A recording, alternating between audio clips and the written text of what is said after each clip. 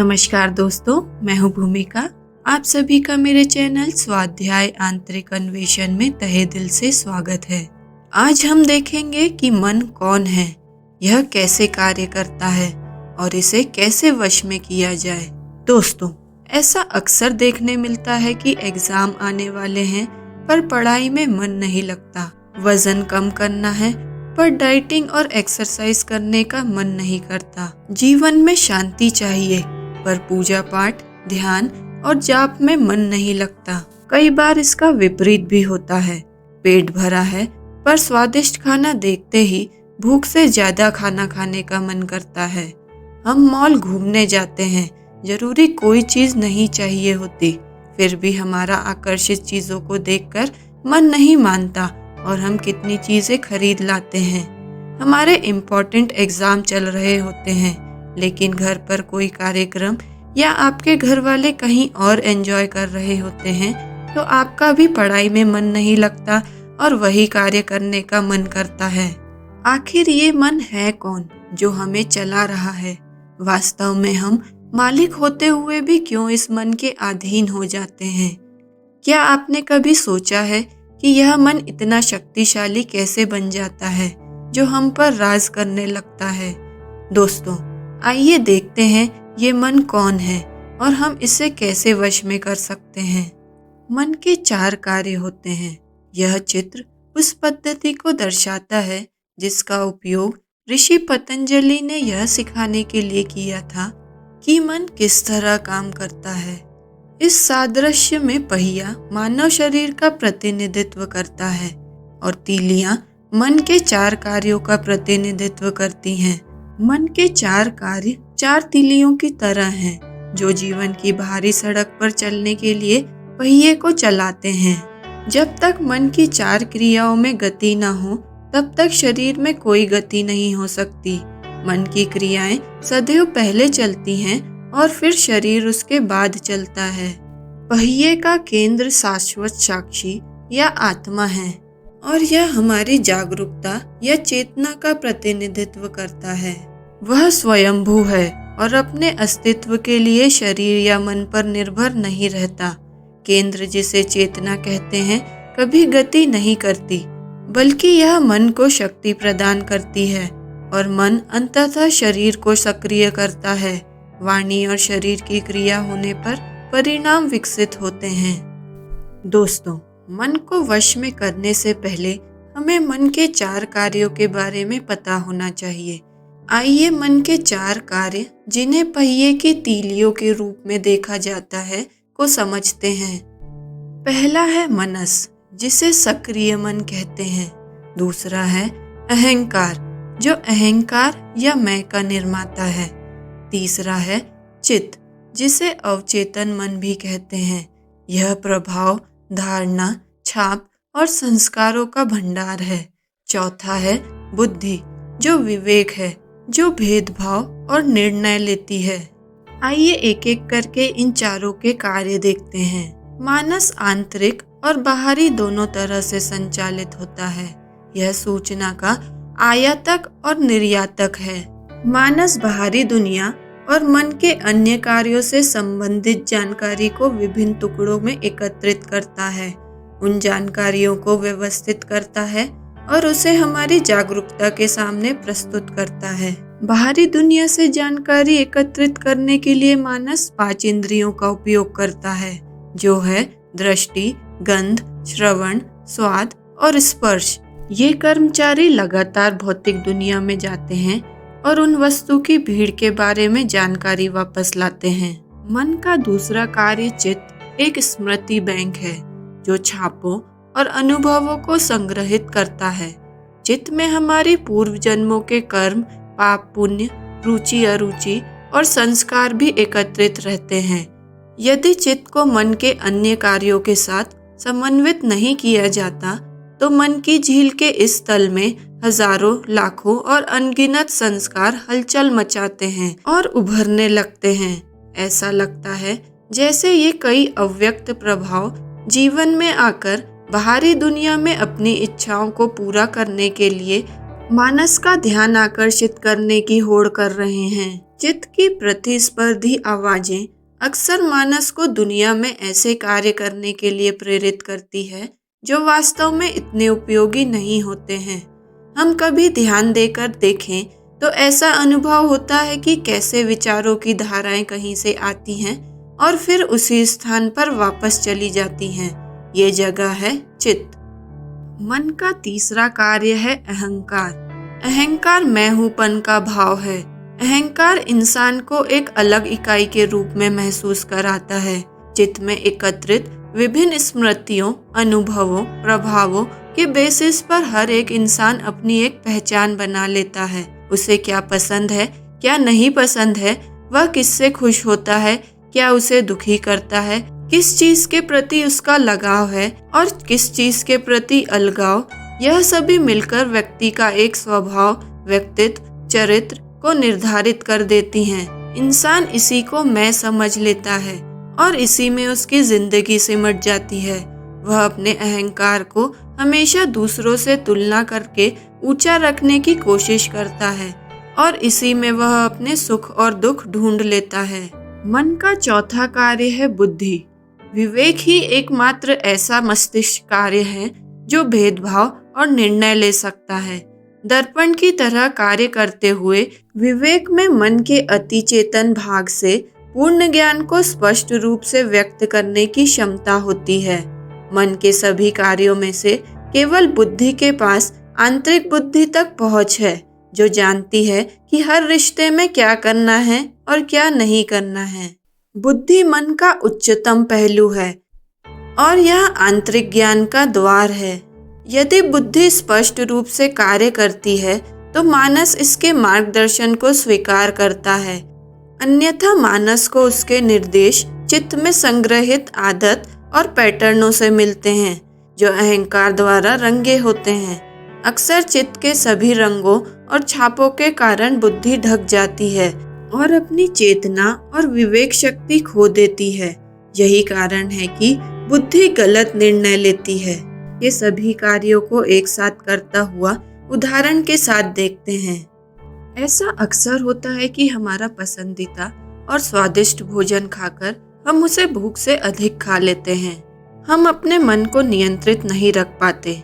इस घटना को ध्यान से देखें तो यहाँ मनस भारी इंद्रियों द्वारा चखकर, सूंघकर, देखकर और स्पर्श कर उस भोजन की जानकारी एकत्रित करता है और जब वह यह जानकारी हमारे चित्त में इकट्ठे किए हुए डेटा के संपर्क में लाता है तो चित्त उसे अपनी याददाश्त द्वारा यह बताता है कि यह तो वही भोजन है जो बड़ा स्वादिष्ट था, जिसको खाने से भौतिक सुख की अनुभूति हुई थी। अहंकार हमें यह बताता है कि यह मेरा पसंदीदा भोजन है जो मुझे बहुत अच्छा लगता है। जब हमारी बुद्धि शुद्ध और सचेत होती है तब वह अपने विवेक से यह निर्णय लेती है कि बस पेट भर चुका है और खाना स्वास्थ्य के लिए हानिकारक है। लेकिन जब बुद्धि अहंकार और चित्त में इकट्ठे छापों से ढकी होती है तो वह भ्रमित होकर अपने मन और इंद्रियों द्वारा आकर्षित हो जाती है और इन्हीं के द्वारा संचालित होती है। हमारी बुद्धि भौतिक सुखों की इच्छा में गलत निर्णय ले लेती है। तब हम भूख से अधिक खा लेते हैं, पर ऐसा लगता है कि पेट तो भर गया लेकिन आत्मा तृप्त नहीं हुई। ऐसे ही दूसरा उदाहरण देखें तो अक्सर वेट लॉस के लिए हमें डाइटिंग या एक्सरसाइज की सलाह दी जाती है। कुछ दिन करने के बाद हम इसे कंटिन्यू नहीं कर पाते क्योंकि हमारा मन नहीं करता। ऐसा इसलिए होता है क्योंकि थोड़े दिन करने के बाद हमारे मनस में जो हमारी इंद्रियों से संदेश आता है वह सुखद नहीं था, वह कष्ट और दर्द देने वाला था। यह डेटा चित्त अपने अंदर बुरे अनुभवों के फॉर्म में स्टोर करता जाता है और यही छाप हमारे अवचेतन मन में रह जाती है। हमारा अहंकार इसी डेटा के बेसिस पे यह डिसाइड कर लेता है कि यह मैं नहीं कर सकता, यह कार्य मुझे अच्छा नहीं लगता, यह मुझे दुख देता है। लेकिन जब हमारी बुद्धि शुद्ध होती है तो वह अपने विवेक से यह डिसाइड करती है कि यह कार्य कितना भी कठिन है पर हमारे शरीर और स्वास्थ्य के लिए लाभदायक है और वह कार्य हम कंटिन्यू कर पाते हैं। लेकिन जब हमारी बुद्धि अहंकार और चित्त के छापों से ढकी होती है तो वह सही निर्णय नहीं लेती और दुखों से दूर भागकर अपने शरीर को सुरक्षित और सुखी रखने का निर्णय लेती है। यहाँ यह प्रश्न उठता है कि हमारी बुद्धि जो अहंकार और चित्त के छापों से ढक गई है और इसी सीमित डेटा द्वारा संचालित हो रही है, उसे कैसे सचेत करें कि वह गलत जगह से संचालित हो रही है और वह गलत जगह से निर्देश ले रही है। दोस्तों, हम वास्तव में आत्मा हैं जो दिव्य परमात्मा का अंश है। हमारी आत्मा शुद्ध चेतना है। यह इंद्रिय विषयों के सुख के अनुभव से आसक्ति और उनके दुख के अनुभव से विरक्ति के वशीभूत नहीं होती। यह रुचि और अरुचि दोनों विषयों की दास्ताओं से मुक्त रहती है। इसमें किसी भी प्रकार का राग और द्वेष उपस्थित नहीं रहता। अगर हमारी बुद्धि आत्मा से निर्देशित होती है तो वह सभी कार्यों को जैसा है वैसा ही देखेगी। उन कार्यों के प्रति आसक्ति, विरक्ति, राग, द्वेष, सुख और दुख की भावना न होने के कारण हम सभी कार्यों को उचित ढंग से और सही समय पर कर पाएंगे। हमने अपने अनुभवों और संभावनाओं को अपने अहंकार और चित्त में इकट्ठे छापों द्वारा सीमित कर लिया है, जिससे हमारी बुद्धि की विवेक शक्ति भी सीमित हो गई है। न्याय दर्शन में इस प्रकार के विचारों को कूप मंडूक न्याय कहते हैं। कुएं में रहने वाला एक मेंढक अपने स्थान के आयाम से भली भांति परिचित था। एक दिन समुद्र में रहने वाली प्रजाति का मेंढक उस कुएं में कूदकर आ गया। फिर दोनों मेंढक आपस में वार्तालाप करने लगे। कुएं के मेंढक ने समुद्र में रहने वाले मेंढक से पूछा, वह समुद्र कितना बड़ा है जहाँ से तुम आए हो? समुद्र के मेंढक ने उत्तर दिया, वह बहुत विशाल है। कुएं के मेंढक ने फिर पूछा, क्या इस कुएं से 5 गुना अधिक आकार का है? समुद्र के मेंढक ने कहा, नहीं, इससे भी अधिक। क्या इससे 10 गुना विशाल है? नहीं, यह तो कुछ नहीं है। क्या 100 गुना अधिक है? नहीं, इससे भी कहीं अधिक विशाल है। कुएं के मेंढक ने कहा, तुम झूठ बोल रहे हो। कोई वस्तु मेरे कुएं से 100 गुना अधिक विशाल कैसे हो सकती है? कुएं में रहने वाले मेंढक की बुद्धि जीवन भर कुएं में रहने के अनुभव से संकुचित हो गई थी, इसीलिए वह विशाल महासागर की कल्पना नहीं कर सका। समान रूप से सीमित बुद्धि के अनुभव से सांसारिक लोग अलौकिक आत्मा के अस्तित्व की संभावना को स्वीकार नहीं करते। दोस्तों, मनुष्यों का ज्ञान अनादिकाल से अज्ञान द्वारा आवृत हो रहा है। इस कारण वे अपने आत्मस्वरूप को भूले हुए हैं। स्वयं सबसे श्रेष्ठ होते हुए भी वह अपनी शक्ति को भूलकर मन, इंद्रियों और बुद्धि के वश में हो गए हैं। यदि हम आत्मस्वरूप को भली भांति समझ लें तो हम मन और इंद्रियों को अपने वश में कर सकते हैं। भगवान श्री कृष्ण स्वयं इस बात की पुष्टि श्रीमद् भगवत गीता जी के 15वें अध्याय में करते हैं। श्री कृष्ण कहते हैं, ममैवांशो जीवलोके जीवभूतः सनातनः मनश्षष्ठानीन्द्रियाणि प्रकृतिस्थानि कर्षति। श्री कृष्ण बतलाते हैं, इस भौतिक संसार की आत्माएं मेरा शाश्वत अनुअंश है, परंतु वह प्रकृति में स्थित मन और 5 इंद्रियों को आकर्षित कर अपना मान लेती हैं। श्री कृष्ण आगे बतलाते हैं, श्रोतं चक्षुस्पर्शनं च रसांग्रहणमेव च अधिष्ठाय मनश्चायं विषयानुपसेवते। भगवान कहते हैं, कान, आँख, त्वचा, जिह्वा और नासिक के इंद्रिय बोध जो मन के चारों ओर समूहबद्ध हैं के साथ देहधारी आत्मा इंद्रिय विषयों का भोग करती हैं। उत्क्रामन्तं स्थितौ वापि भुजानौ वा गुणान्वितं विमूढानानुपश्यन्ति पश्यन्ति ज्ञानचक्षुषः।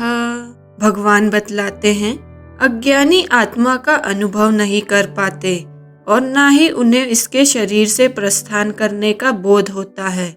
जबकि यह शरीर में ही रहती है और इंद्रिय विषयों का भोग करती है। वे जिनके नेत्र ज्ञान से युक्त होते हैं वे इसे देख पाते हैं।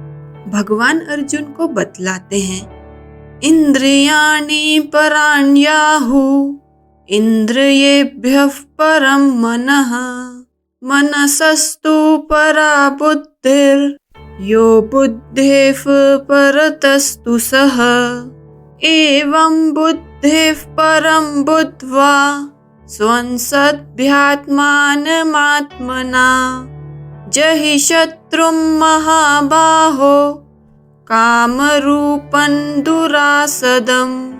श्री कृष्ण अर्जुन को बतलाते हैं, इंद्रियां सूक्ष्म है जो कि हमारे स्थूल शरीर से श्रेष्ठ है। इंद्रियों से मन, मन से बुद्धि सूक्ष्म और श्रेष्ठ है, परंतु आत्म तत्व इन सब के भी परे है। आत्म तत्व बुद्धि से श्रेष्ठ और व्यापक है, इसीलिए इसे जानना आवश्यक है। आत्म तत्व भगवान का ही रूप है।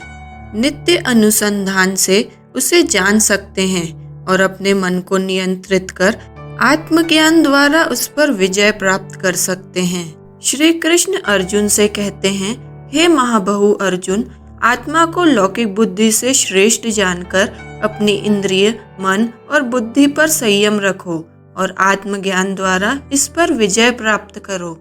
आत्मा हमारे हृदय में ही रहती है और मन एवं इंद्रियों की धारणाओं को ग्रहण करती है, किंतु इसे प्रत्येक मनुष्य जान नहीं पाता। इसका कारण यह है कि आत्मा भौतिक पदार्थ नहीं है। इसे भौतिक इंद्रियों से देखा और स्पर्श नहीं किया जा सकता। यह एक मैकेनिक द्वारा यह ज्ञात करने के प्रयास के समान है कि कार कैसे चलती है।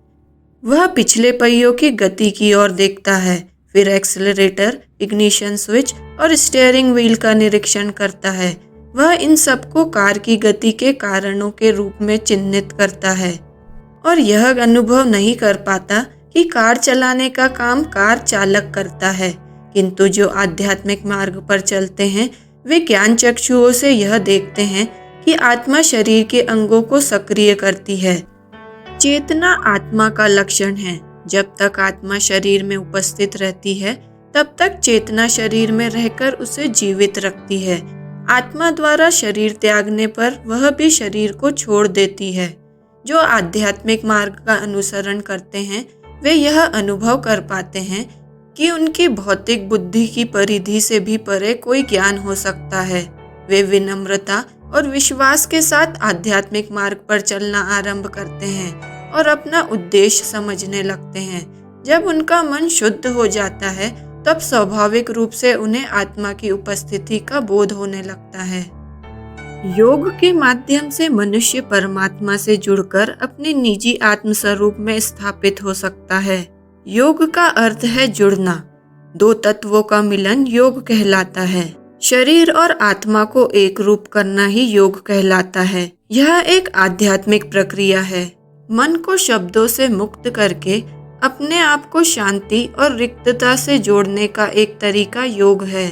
दोस्तों, हमारी बुद्धि जो अहंकार और चित्त के छापों से ढक गई है और उन्हीं के द्वारा संचालित हो रही है, उसे हम पुनः आध्यात्मिक मार्ग पर चलकर और योग के द्वारा परमात्मा से जोड़ सकते हैं। और जब हमारी बुद्धि परमात्मा से जुड़कर उन्हीं के द्वारा संचालित होगी तब हमारा मन भी वश में रहेगा और हम सभी कार्यों को सही ढंग से और कुशलता पूर्वक कर पाएंगे। धन्यवाद दोस्तों। मैं आशा करती हूँ कि आप मन और उसके सभी कार्यों को समझ पाए होंगे और उसे कैसे वश में करें यह भी जान पाए होंगे। दोस्तों, अगर आपको यह वीडियो पसंद आया है तो इसे ज़्यादा से ज़्यादा लोगों के साथ शेयर करके उन्हें भी इस जानकारी से लाभान्वित करें।